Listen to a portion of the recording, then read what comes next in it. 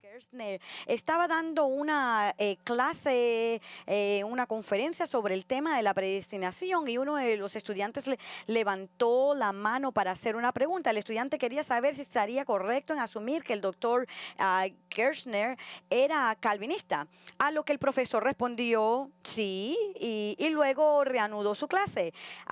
Pero unos momentos después, como si se le hubiera encendido el foquito en la cabeza, el doctor Kirchner se detuvo a mitad de la frase y le preguntó a este estudiante, ¿cuál es su definición de calvinista?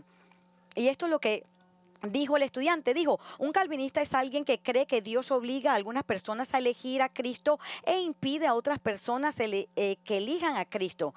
A lo que el doctor Kirchner respondió, bueno, si eso es lo que es un calvinista, entonces puedes estar seguro de que no soy calvinista. Ahora, amigos, el doctor John Kirchner estaba conocido como un calvinista fuerte, pero rechazó la definición de calvinismo de este joven como alguien que cree que Dios obliga a unas personas a entrar a su reino en contra de su voluntad. Y tenía razón. Verán, el calvinismo no enseña que Dios toma a las personas pataleando y gritando y las obliga contra su voluntad a venir a Cristo. Tampoco es un calvinista alguien que cree que Dios excluye a las personas de venir a Cristo, aunque ellos en realidad quieren venir a Él. No, eso no es calvinismo. Eso es una caricatura del calvinismo. Eso es una distorsión de lo que los calvinistas creen y enseñan. Y la única manera de aclarar esta tergiversión es enseñar la verdad de lo que cree el calvinismo. Perdón. Y más importante, lo que enseñan las escrituras acerca de cómo Dios trae a alguien a su reino cuando lo lleva a la fe en su Hijo. Y así, hoy siendo el primer domingo del mes, cuando nosotros como iglesia observamos la cena del Señor como hermanos, y por eso continuamos nuestro estudio de los diversos puntos de este sistema de teología conocida como calvinismo que empezamos unos meses atrás. Y la razón de este estudio que comenzó hace varios meses es porque cuando más entendemos el papel nuevamente el papel soberano de Dios en nuestra salvación, más lo alabaremos y adoraremos. Lo más que estaremos maravillados de que nuestra salvación es toda cerca de Dios. Y nuevamente, entre más entendemos sobre Cristo, que es el enfoque de nuestra salvación. Y ahora, esta mañana, vamos a ver el cuarto punto de calvinismo, que como dije anteriormente, estamos siguiendo el acróstico TULIP, que comienza con la letra, el cuarto que empieza con la letra I, y significa irresistible gracia. Ahora, permítanme recordarles lo que hemos visto hasta ahora durante los últimos meses en nuestro estudio del calvinismo y cómo este cuarto punto encaja en este sistema teológico. Como recordará, el primer punto del calvinismo comienza declarando que todos los hombres son totalmente depravados, lo que significa que el pecado ha contaminado y corrompido cada parte de nosotros, nuestra mente, voluntad y emociones, y nos ha dejado no solo esclavos del pecado, pero muertos en nuestros pecados y transgresiones, de modo que somos completamente insensibles y no podemos responderle a Dios cuando escuchamos el evangelio predicado.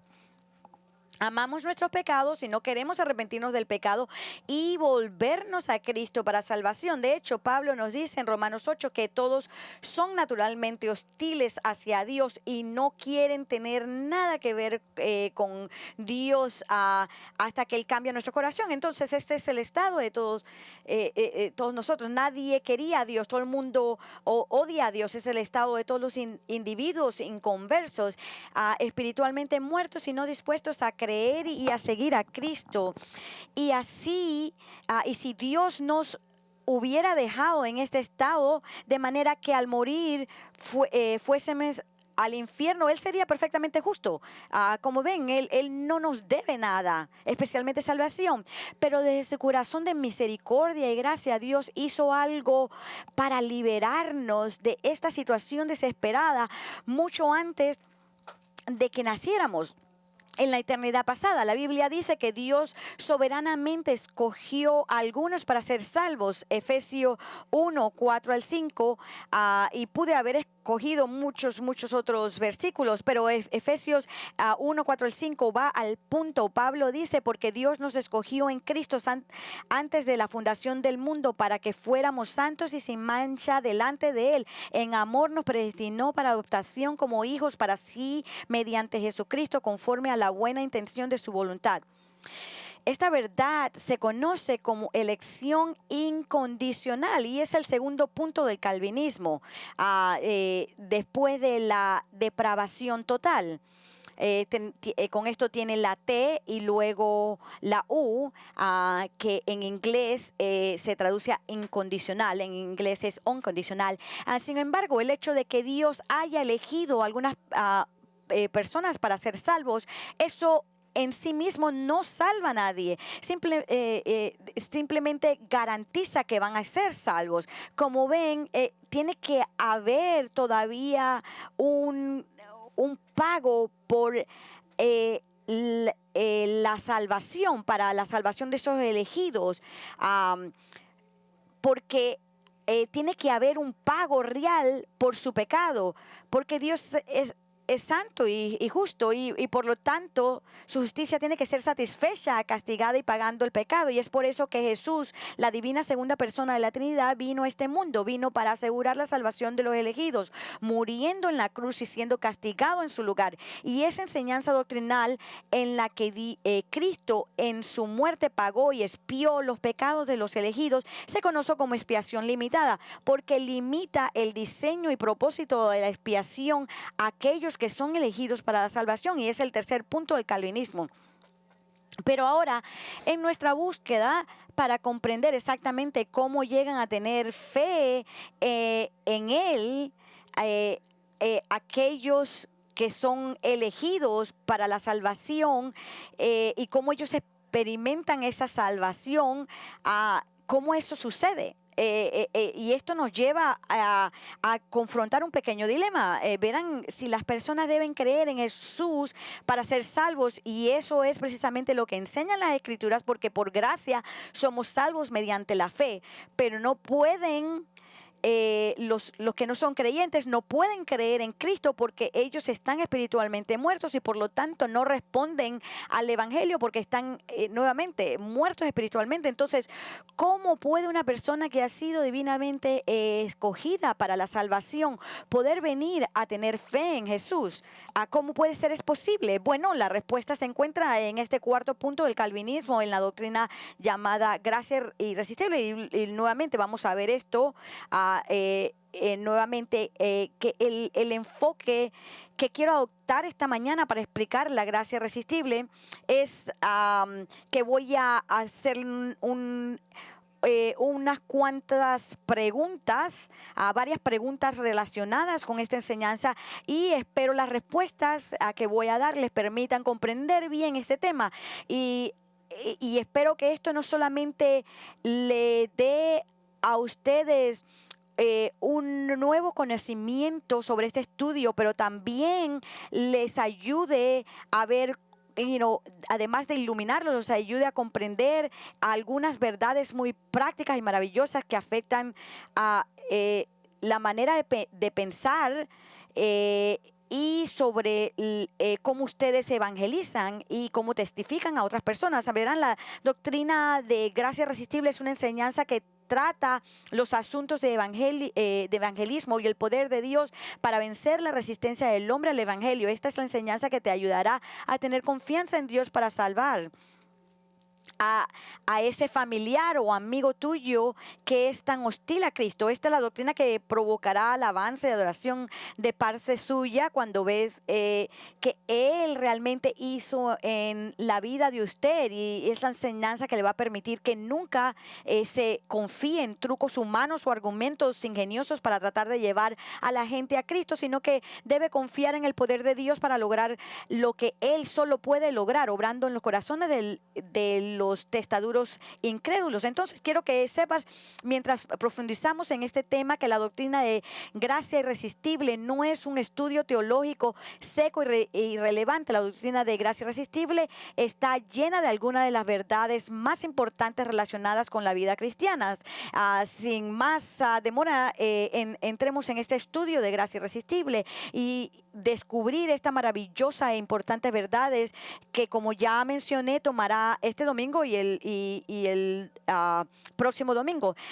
Comencemos a lo más básico de las preguntas sobre gracia irresistible. ¿Qué quiere decir los calvinistas con la doctrina de la gracia irresistible? Es un término que puede ser nuevo para algunos de ustedes, porque no es un término que se encuentra en la Biblia, pero como tantas otras doctrinas bíblicas, aunque no se mencione por su nombre, su verdad se encuentra en muchos lugares a lo largo de la Escritura. Es como el término de la Trinidad. No se encuentra ese término en la Escritura, pero usted encuentra muchos lugares que habla sobre esto.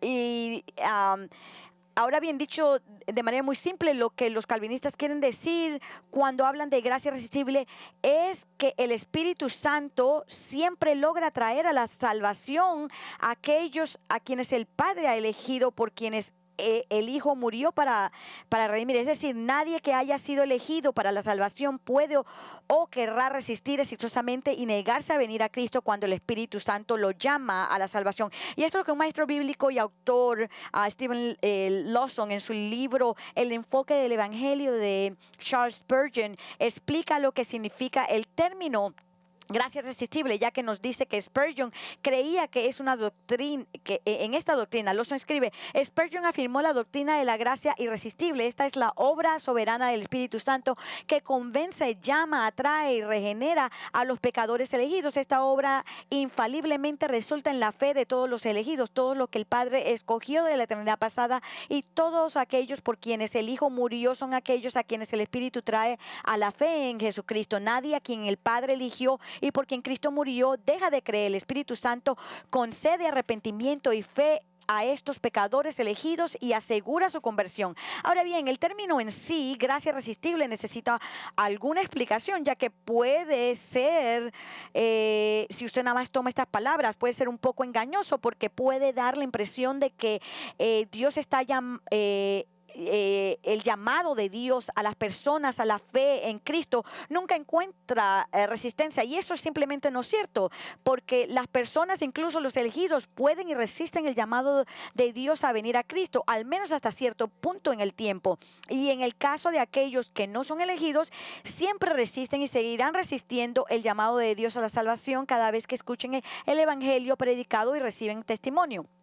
E incluso aquellos que finalmente llegan a la fe en Cristo, los elegidos rara vez responden a Cristo la primera vez que escuchan el Evangelio, lo que significa que por un tiempo, como acabo de mencionar, incluso ellos, los elegidos, resisten su llamado en su vida. Y esto es ciertamente el caso en mi propia vida. Desde el momento en que por primera vez escuché acerca de Cristo, cuando un amigo comenzó a testificarme mientras yo era estudiante de primer año en la Universidad del Sur de Florida, hasta que finalmente llegué a creer en Él, fue un periodo de 6 meses. Así que durante aproximadamente 6 meses estuve definitiva e intencionalmente resistiendo a Cristo, porque continuaba en mi incredulidad y no confiaba en Él como mi Salvador, a pesar de que tenía algún entendimiento acerca de Él.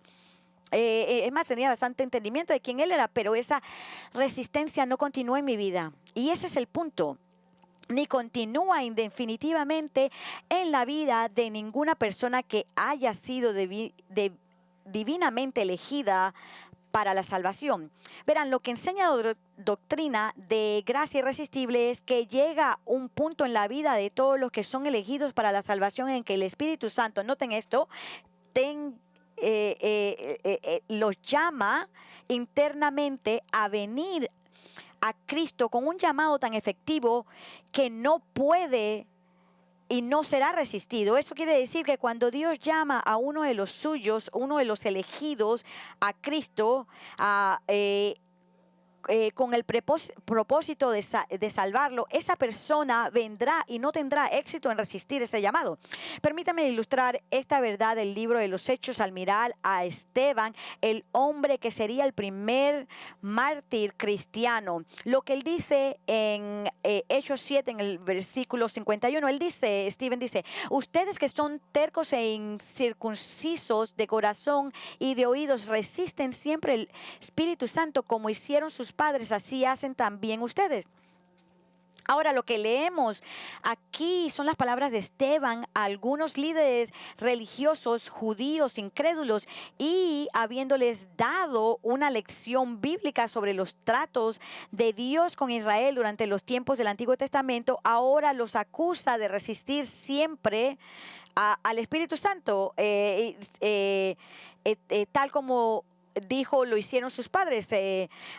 Ahora, con la mayoría de estos hombres, su resistencia, él siempre ha estado ahí desde antes. Esto lo vemos en los líderes de Israel. Ellos siempre habían estado resistiendo el Espíritu Santo tal como lo hicieron sus padres. Y nuevamente, con la mayoría de estos hombres, su resistencia a la verdad de la palabra de Dios continuaría hasta que murieran.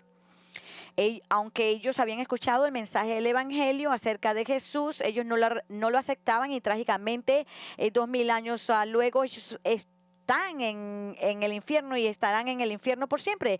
Y ahora, sin embargo, uno de estos hombres que escuchó a Esteban hablar ese día y acompañó a sus colegas religiosos en resistir la verdad acerca de Jesús, a la salvación, era un hombre llamado Saulo. De hecho, a lo mejor usted a lo mejor escuchó de él. Saulo resistió tanto el Evangelio que no solo fue parte de esta muchedumbre que mató a Esteban, sino que era tan hostil hacia Cristo que se enfureció tratando de matar y encarcelar a otros judíos que creían en Cristo. Y vemos en Hechos 8 del versículo 1 al 3: y Saulo estaba de completo acuerdo con ellos en su muerte. En aquel día se desató una gran persecución en contra de la iglesia en Jerusalén, y todos fueron esparcidos por las regiones de Judía y Samaria, excepto los apóstoles. Algunos hombres piadosos sepultaron a Esteban y lloraron a gran voz por él, pero Saulo hacía estragos en la iglesia, entrando de casa en casa y arrastrando a hombres y mujeres, los echaba en la cárcel. Él sabía que iban a ser ejecutados. Ahora, basándonos en estas palabras, creo que podemos decir con seguridad que la reacción de Saulo a la verdad acerca de Jesús fue una resistencia extrema al llamado de la salvación, una gran resistencia. Sin embargo, debido a que Saulo era uno de los elegidos de Dios, aunque nadie lo sabía, solamente Dios sabía, su resistencia fue permitida por Dios. Pero no fue hasta que Dios intervino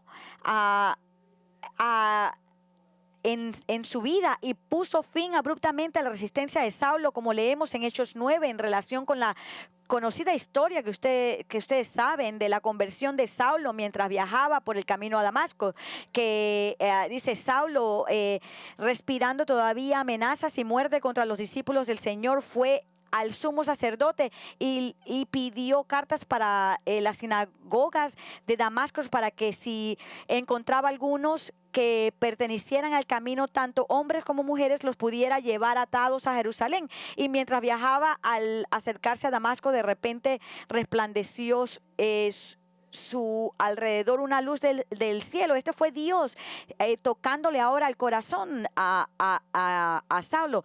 Pero con su conversión, Saulo, quien se convertiría en el famoso apóstol Pablo, puso fin a su resistencia a Cristo, respondiendo en obediencia al llamado divino de la salvación. Entonces, ¿qué pasó aquí? ¿Por qué Pablo se opuso tanto al evangelio en un momento y no al siguiente? ¿Qué le pasó? para que ya no continuara con su obstinada resistencia a la verdad sobre Jesús, como lo hacían sus colegas religiosos. Algo tuvo que haber pasado. Bueno, la respuesta a la pregunta se encuentra en esta doctrina conocida como la gracia irresistible. Sabemos que aunque hay personas que están completamente depravadas y que no pueden responder a la salvación, la Biblia nos enseña que hay dos tipos de llamadas que llegan a las personas, invitándolas y llamándolas a arrepentirse de su pecado y creer en Cristo. La primera llamada se conoce comúnmente como llamada general, y con razón. Y ahora, nuevamente, usted no va a encontrar estas palabras en la iglesia, en la Biblia. Este llamado general es el llamado universal a la salvación que se extiende a toda persona que escucha el Evangelio. Este es el llamado externo que viene cuando uno escucha el Evangelio. Es la llamada que invita a todos y a cada uno sin distinción, ya sea que la persona sea elegida o no elegida, a venir a Cristo. En otras palabras, es decir, cada vez que se proclama el Evangelio, ya sea desde el púlpito de una iglesia, un libro, un sermón en internet o YouTube o un programa de radio, un panfleto, o por un cristiano, alguien como usted que está compartiendo el Evangelio uno a uno con alguien, esto es el llamado general de Dios a quienes los escuchan a la fe en Cristo para que reciban salvación. Jesús mismo hizo este llamado general cuando en Mateo 11, versículo 28, él dijo: vengan a mí todos los que están cansados y cargados, y yo les haré descansar. Ahora bien, este fue un llamado a la salvación que llegó a cada persona judía que estaba al alcance de la voz de Cristo. Eso es un llamado general. Nuevamente, en Juan 7:37, Jesús hizo un llamado general similar de salvación a todos los que lo escucharon en Jerusalén cuando él clamó: si alguien tiene sed, venga a mí y beba. Amigos, ese es un llamado general a cualquier persona que lo escuche. Si tienen sed, vengan a mí y beban. El apóstol Pablo hizo este mismo llamado general a la salvación cuando les dijo a los filósofos de Atenas: Dios ahora está declarando a los hombres que todas las personas en todo lugar deben arrepentirse.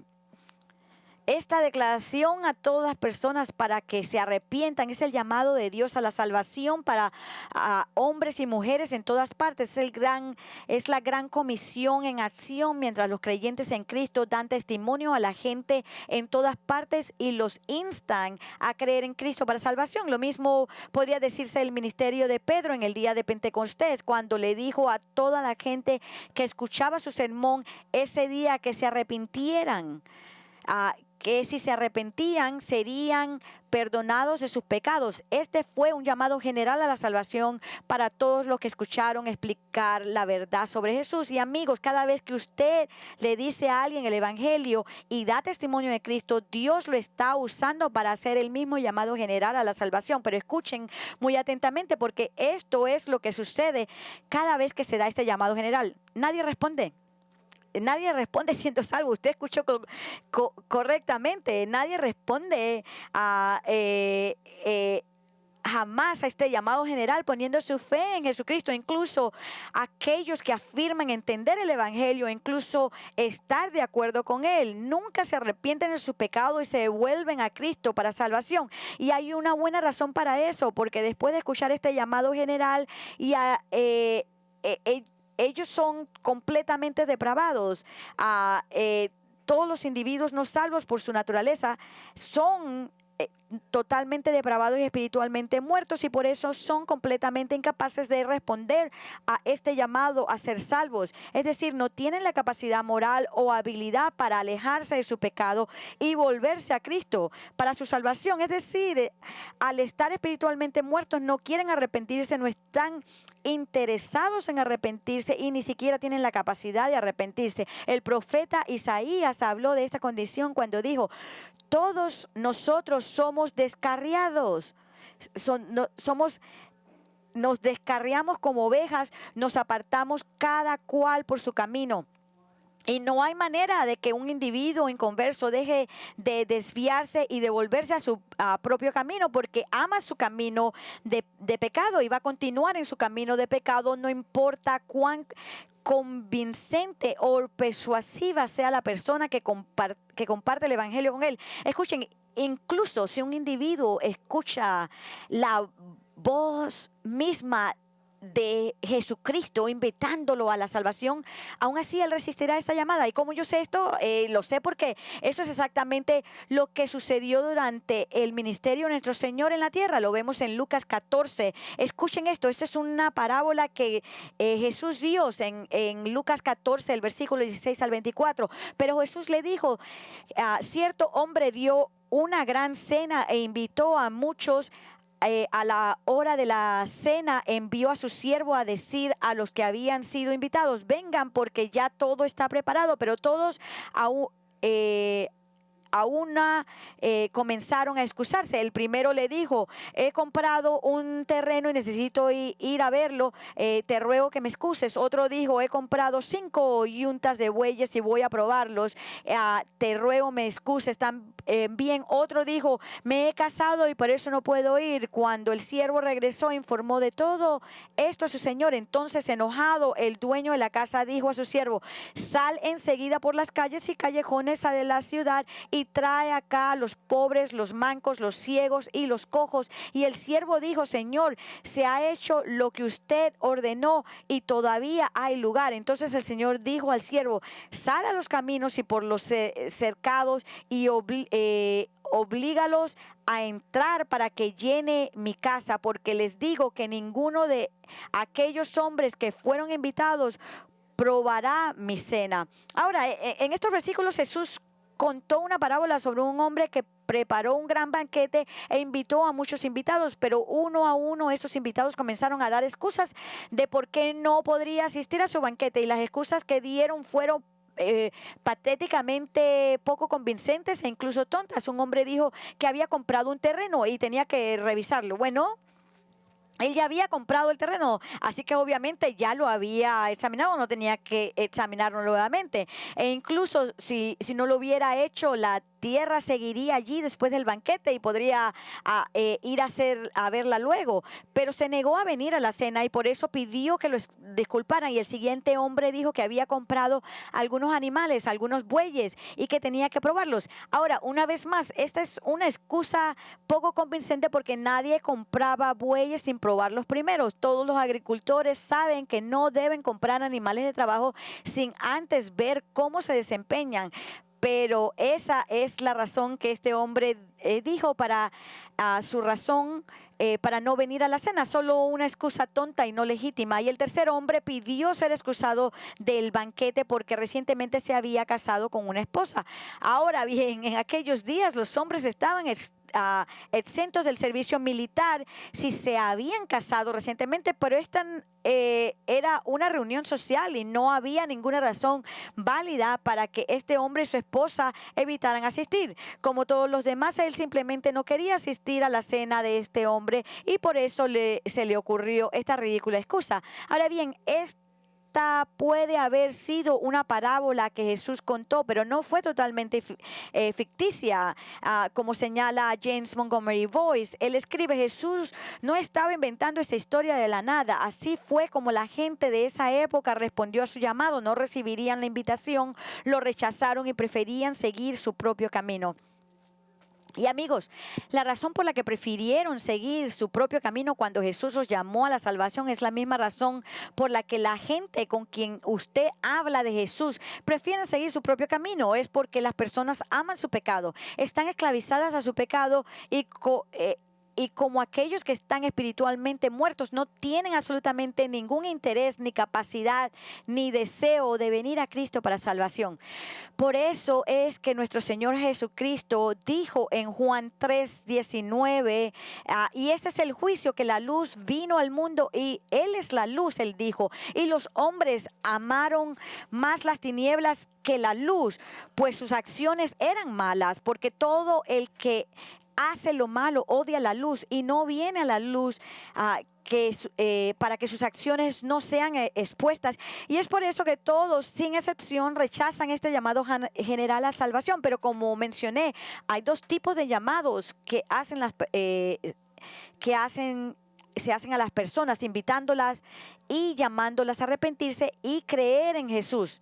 El primero es el llamado general, que se dirige a todos y al que siempre se resiste. Pero el segundo tipo de llamado se conoce como llamado especial o llamado específico. Y a diferencia del primer llamado, que es un llamado externo y general que va a todo, este llamado específico es un llamado interno del Espíritu Santo que sale solo a los elegidos. Y es este llamado al que no se puede resistir. Esto es decir que este llamado especial es un llamado exitoso a la salvación, porque cuando este llamado sale hacia alguien que ha sido divinamente elegido para la salvación. Y es siempre exitoso y siempre efectivo.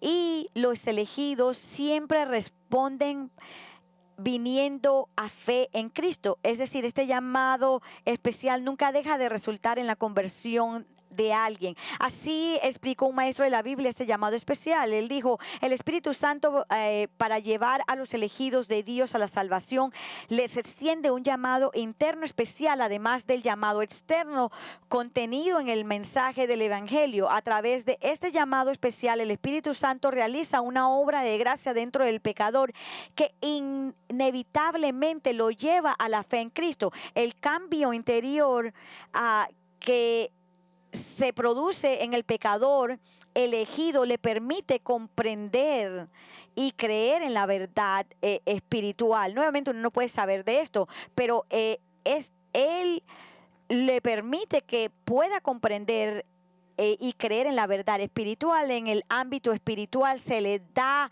el ojo que ve y el oído que oye.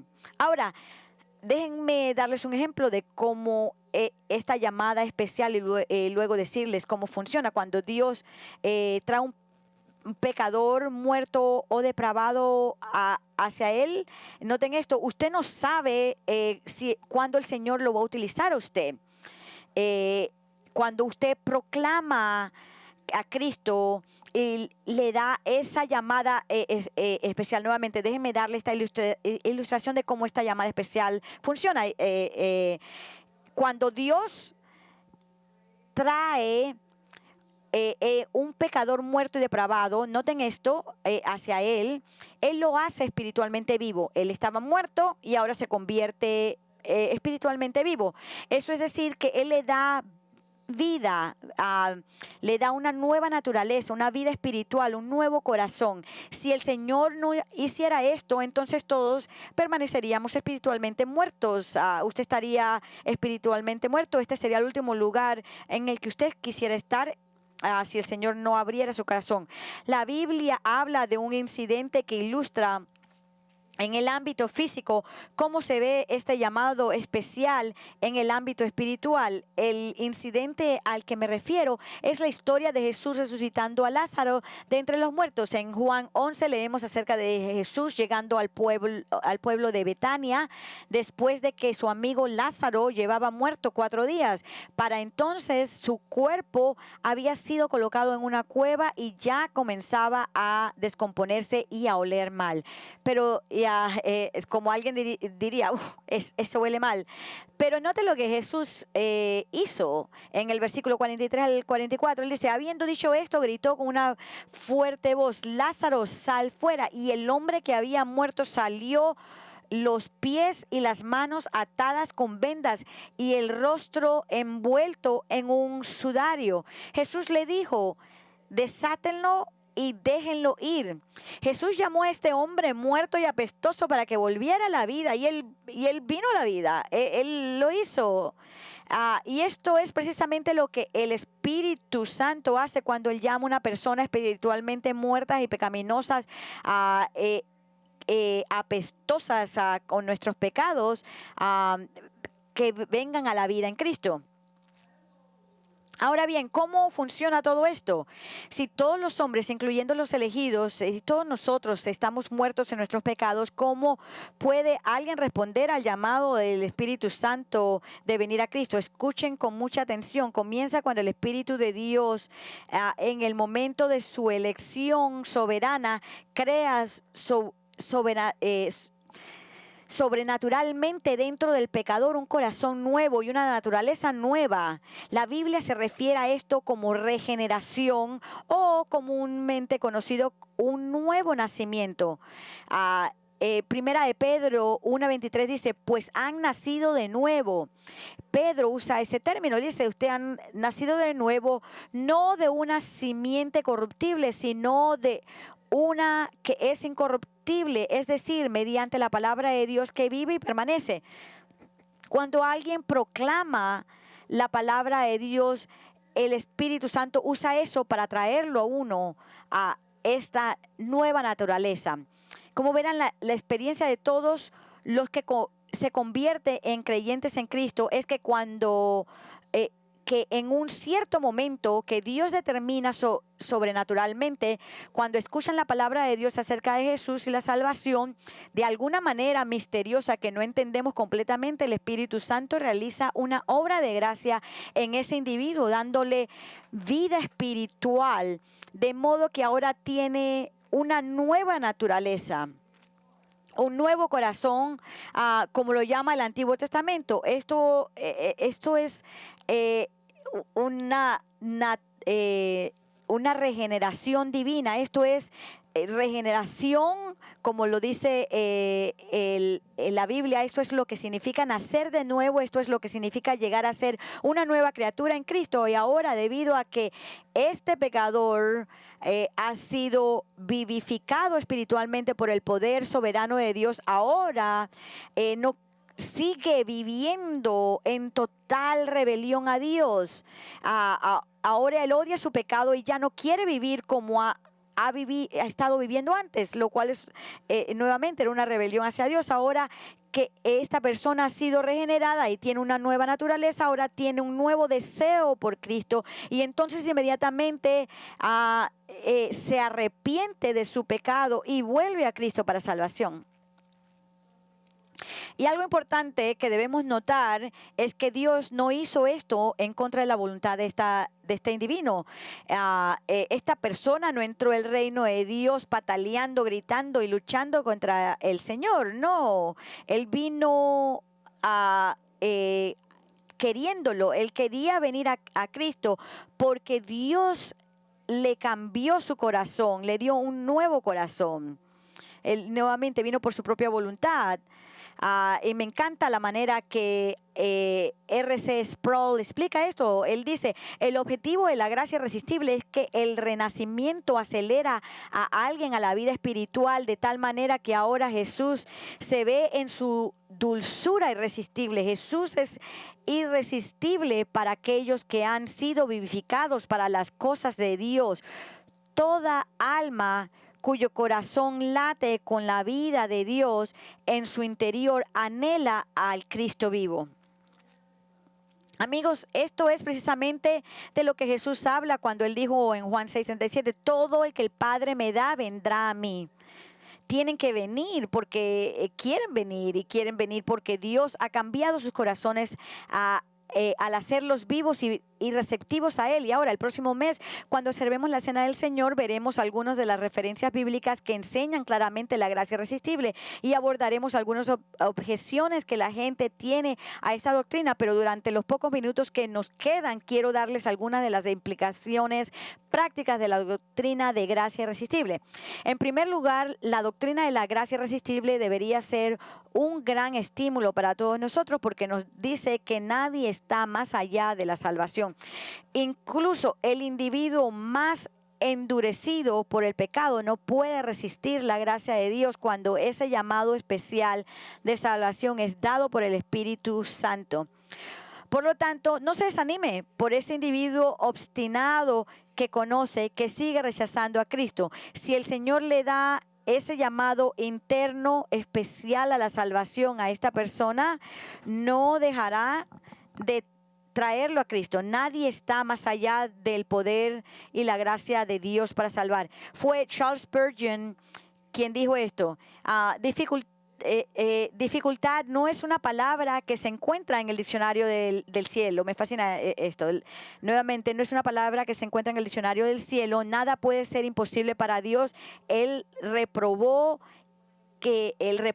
reprobo que maldice, cuya boca está ennegrecida con profanidad, cuyo corazón es un mismo infierno y su vida como las llamas asbestosas del abismo. Tal hombre, si el Señor apenas lo mira y abre su corazón de gracia irresistible, abre su brazo de gracia irresistible, a pesar de todo, alabará a Dios y bendecirá su nombre y vivirá para su honor. En segundo lugar, la doctrina de gracia irresistible nos ofrece un gran consuelo porque nos enseña que Dios no solo es quien inicia nuestra salvación, sino que también nos dice que Él nos salva en el momento preciso que elige salvarnos. ¿Y por qué es esto importante para nosotros? Porque muchos cristianos piensan, si tan solo hubiera sido salvo antes, entonces no habría hecho esto o aquello, habría tomado decisiones mucho mejores en la vida. Pero Dios es quien es soberanamente en control de esto. Él es el que soberanamente dictó cuándo lo llamaría a sí mismo. Ni un momento demasiado pronto ni demasiado tarde. Así que no vivas con arrepentimientos como si te hubieras perdido la felicidad porque no fuiste salvo antes. Sino confía en Dios, en su plan para ti, que es perfecto. Él lo salvó cuando Él lo quiso salvar. En tercer lugar, la doctrina de gracia irresistible debería liberarnos de la locura de pensar que realmente podemos persuadir a alguien o a cualquier persona a venir a Cristo. Todo lo que podemos hacer es compartir el evangelio con alguien, pero no podemos cambiar el corazón de nadie para que vea su necesidad de Cristo y venga a Él. Esa es la obra del Espíritu de Dios. Hace muchos años atrás, cuando me convertí al cristianismo, compartí el evangelio con mi hermano, pensando ingenuamente que dado que el evangelio tenía sentido para mí, también tendría sentido para él. Después de todo, la misma familia, el mismo origen, entonces pensé que él tendría la misma respuesta al evangelio que yo tuve. Pero para él no tenía sentido como lo tenía para mí y no estaba interesado en la salvación. Entonces pensé que debía haber algo mal en la forma en que yo estaba presentando a Cristo. Tal vez estaba omitiendo algo, tal vez no lo estaba diciendo de la manera correcta. Así que decidí hablarle nuevamente sobre Cristo y cuando no respondió se lo dije una y otra vez hasta que simplemente me dijo que no quería escucharlo más. Y pensé que la gente venía a Cristo basándose en lo bien que explicaba el evangelio, pero eso no es cierto.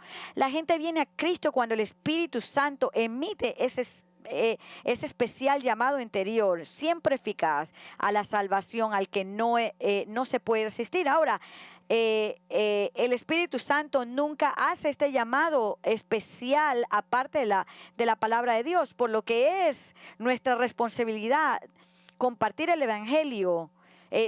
Se nos manda a hacer eso, se nos comanda a hacer eso porque salvación viene por escuchar la palabra de Dios. Así que nuestra responsabilidad es compartir el evangelio y orar por la salvación de alguien, pero nuestra confianza debe estar en el Señor para salvar a aquellos que Él salvará y no en nuestros métodos o persuasión verbal. Ahora, el próximo mes profundaremos en la doctrina de gracia irresistible y veremos algunas aplicaciones más prácticas de esta verdad, pero a la luz de lo que han escuchado hoy, quiero que cada uno de nosotros considere si hemos sido llamados a la salvación por el Espíritu Santo, con ese llamado interno especial al que no se puede resistir. O es posible que usted solo haya escuchado el llamado externo general a la salvación de algún pastor y haya respondido a ese llamado para venir hacia adelante en la reunión de la iglesia, pero no has escuchado el llamado del Espíritu Santo llamándote a la salvación en Cristo. Pero para saber si usted ha sido llamado y es este llamado especial. Él tiene que ver si hay frutos en su vida. Si ahora, antes, en oposición al como era antes, usted tiene un deseo de escuchar la palabra de Dios. Usted quiere obedecer en su corazón a Dios. Usted habla diferente.